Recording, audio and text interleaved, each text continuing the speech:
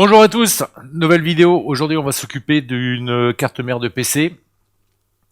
Donc, diagnostic très simple. Mais quand je dis diagnostic très simple, ça ne veut pas forcément dire que la réparation elle va être simple euh, et pas coûteuse. Mais le diagnostic, il est simple. Donc, je vous montre pour cette carte mère le problème. On va le brancher, on met le 19 volts. On branche. 0,011. Valeur de standby correcte. Pour moi, le 19 volts, il se déclenche bien, il n'y a pas de souci. Là, il est retombé à 0,4. Mais c'est pas encore méchant, c'est. On va dire que c'est normal. Mais le 19 volts, c'est sûr qu'il est présent. De toute façon, on peut le contrôler facilement de ce côté-là.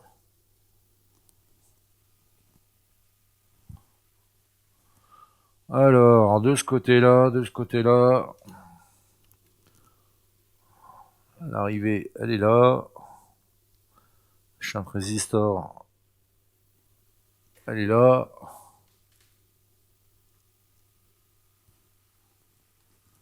Microscope. Tension. Tension.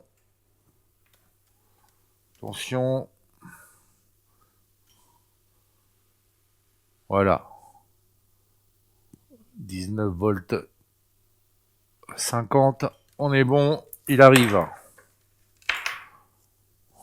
À partir de là, je sais que j'ai mon 19 volts qui va alimenter tous les IC qui doivent être alimentés en 19 volts. Pas tous, mais ceux qui doivent être alimentés en 19 volts, je sais qu'ils sont alimentés. Et à partir de là, maintenant, je vais regarder les lignes principales. Secondaires, je dis secondaires, mais principales, parce que c'est les plus importantes pour commencer à avoir un fonctionnement de la carte mère. Donc, c'est-à-dire le 3 volts 3 et le 5 volts. Hop. Là, ces deux grosses bobines, 3 volts 3, 5 volts, on reconnaît facilement aux sorties de les MOSFET et à la référence de lycée qui est derrière. Donc débranché, maintenant je me mets en continuité. Continuité, il y a le mode diode aussi. Et là je prends mes valeurs. Sans brancher. 419, 0,419. Bon, ça doit être le 5 volts. Ça va, il est dans les clous. On va dire à peu près il est dans les clous. 3 volts 3. 0,06. GND. Ça correspond au GND total. Donc 0,006, c'est du GND direct. Alors je sais que le 3 volts 3, il est en court-circuit. Maintenant, à partir de là, par expérience, le PCH, il est là. Donc, juste derrière, à côté de l'EC, qui est du N, il est là, le BIOS. Le premier pin, c'est-à-dire avec le point, est celui-là. La valeur, elle est à peu près correcte. Et ensuite, GND, ça sonne. Ça sonne pas. GND, c'est normal. Là-dessus, c'est normal. Ensuite, de l'autre côté, 0,18. 17 GND, GND, GND, les GND, ils sont tous au GND.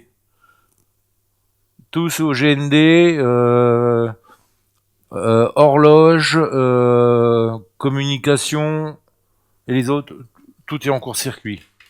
Donc à partir de là, vous savez que c'est le PCH qui est mort.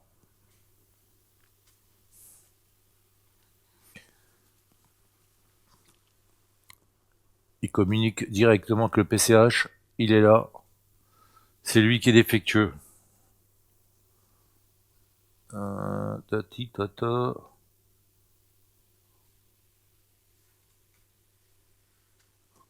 Donc c'est pour ça que je dis diagnostic simple. Avec l'habitude, on connaît. Voilà, c'est des choses qui s'apprennent au fur et à mesure des années de réparation. Donc on sait où je me dirige, que ce soit du PC ou du Mac. Hein. Faire les diagnostics rapides. Voilà, parce que hors vidéo, faut que les diagnostics soient le plus rapide possible. Hein. Et le plus juste possible.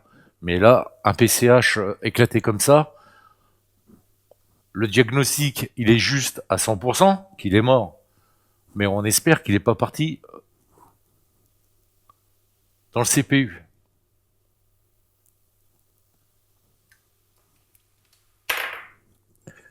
Voilà. Donc c'est pour ça que je dis que c'est un diagnostic simple, mais pas forcément un diagnostic qui va nous donner un tarif peu cher. Ce qui n'est pas le cas pour celle-là, pour l'instant. C'est pas exorbitant, hein, c'est pas le prix d'une carte mère, mais enfin, il y a un PCH à remplacer et une reprogrammation.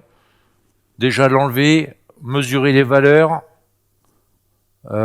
si tout est revenu normal au niveau du 3V3, s'il n'y a plus de court-circuit, et ensuite voir si le CPU n'a pas de problème.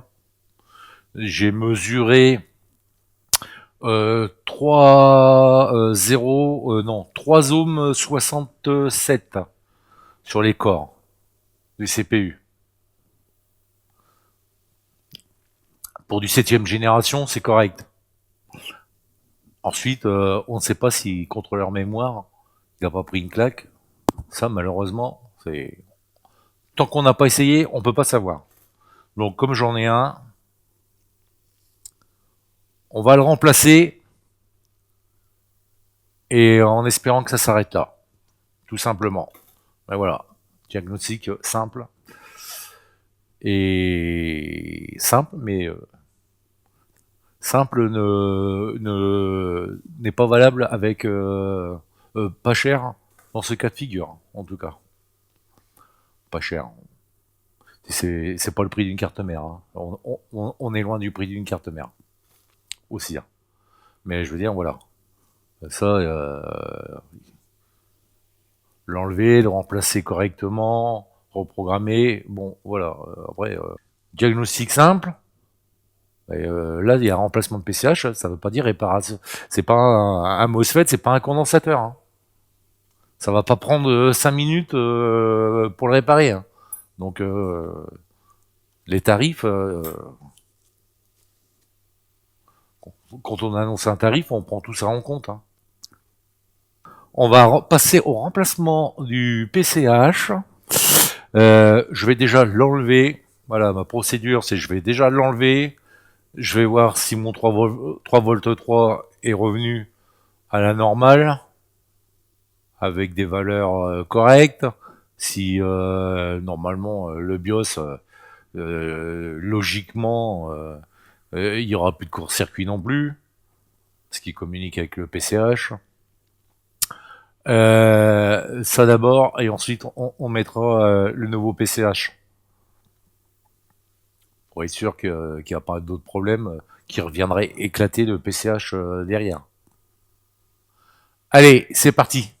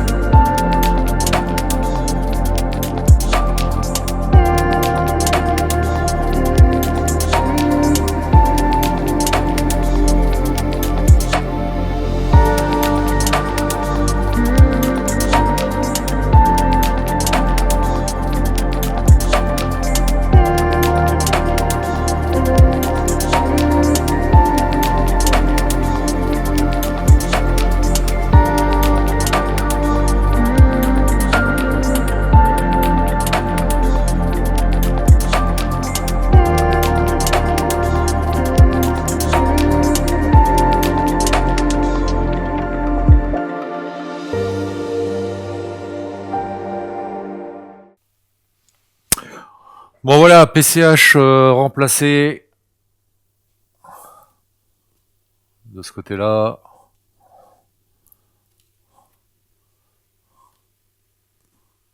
Les valeurs du 3 v 3, valeur ohm.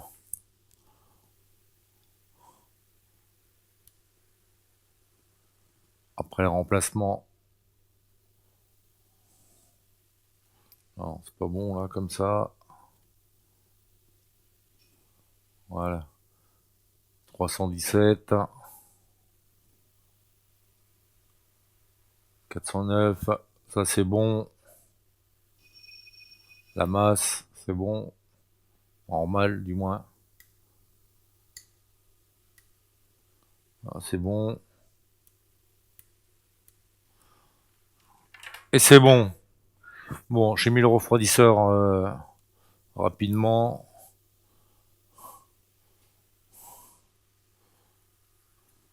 Par contre, le BIOS, il est déjà reprogrammé.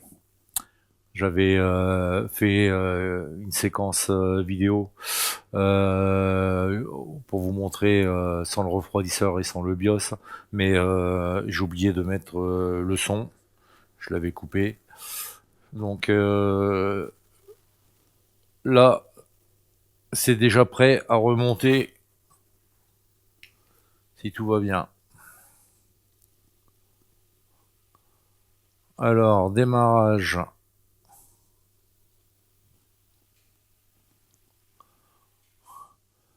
Consommation, on est à 0,3, 19 volts. Je mets en route. Hop, 1 ampère et quelques. Là, on devrait redescendre assez rapidement, normalement. Voilà. Et ça clignote. 840. Ça arrête. Voilà, il redémarre. Là, le PCH, on peut dire qu'il est bien initialisé au niveau configuration software interne du BIOS.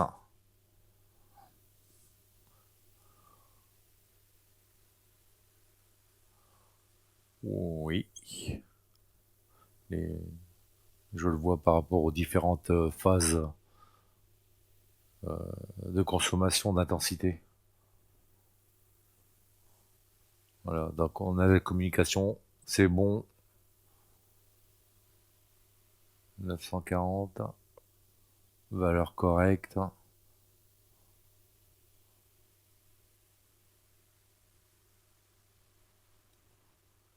Allez, on remonte tout ça.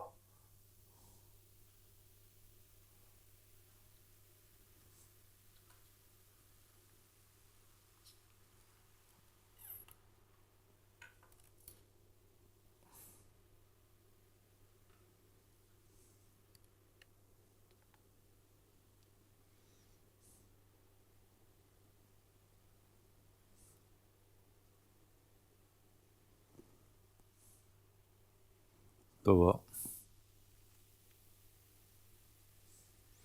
Il est chaud, mais franchement, c'est rien du tout à côté des SR40 B ou des SR JAU là, équipés de RTX. Non, ceux-là, ils chauffent. Hein. Mais là, celui-là, après reprogrammation, la température, bon. Après, tout, il n'y a pas d'affichage, etc. Ça y joue aussi. Mais là, comme ça, il chauffe pas trop. Bon, il est même tiède. Hein. Bon allez, c'est bon. Je le remonte dans le châssis et on termine cette vidéo. Bon, on termine cette vidéo. J'ai eu plusieurs choses à faire et plus d'autres soucis qu'il y avait sur ce PC. Disque dur de données, disque dur mécanique HS, complètement HS. Installation Windows sur le SSD complètement corrompu, pareil.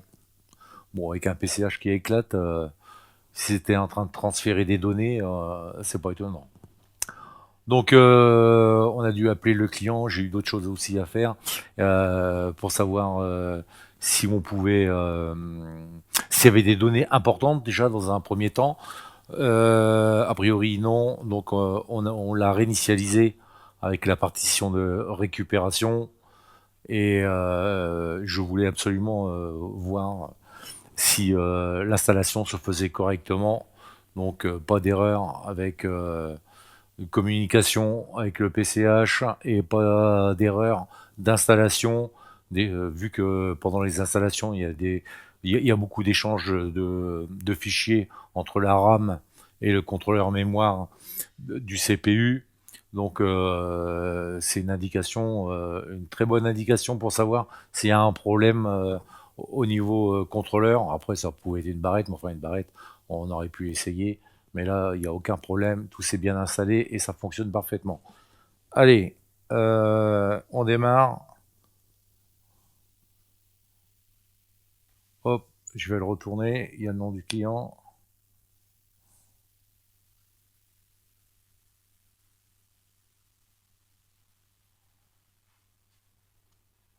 Voilà,